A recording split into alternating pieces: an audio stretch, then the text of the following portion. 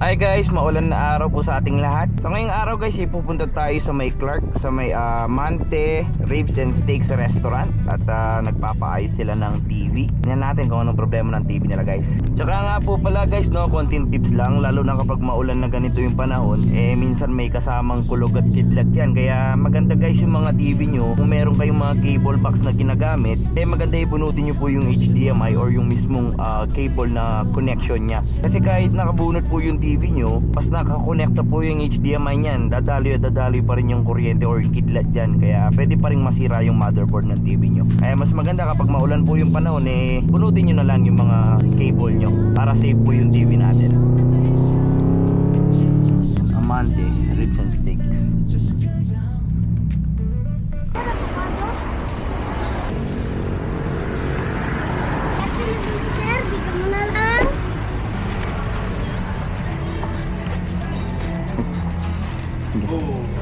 Dito po. Ganda ng display nila dito.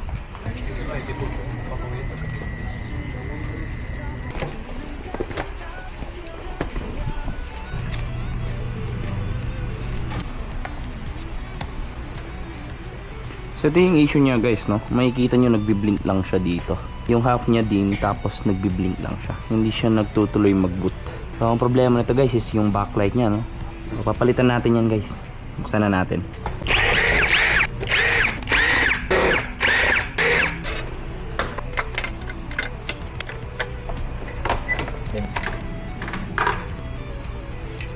Isa makamalo to yun. Yung kaya. So ito guys, no, kung makikita nyo, each side meron siyang isang strip ng LED backlight. So isa dyan may napundi na. So papalitan natin yan parehas. So yun guys, lalagyan natin, no, brand new set. Pares po yan. Yan guys.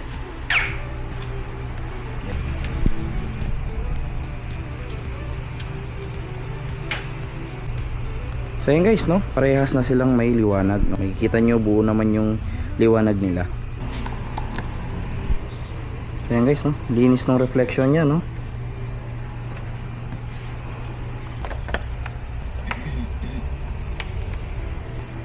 Nagimat ng laptop.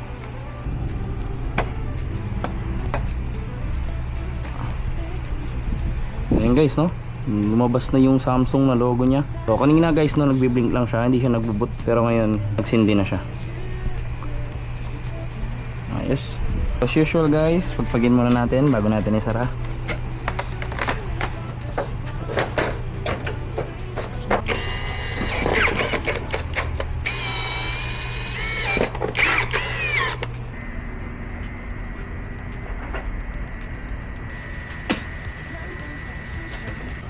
So ayan guys, no, okay na yung TV dito sa resto at magagamit na nila ulit. So sa mga gusto pong magpa-home service, mag-message lang po kayo sa JTech Services na page po sa Facebook. Maraming salamat po.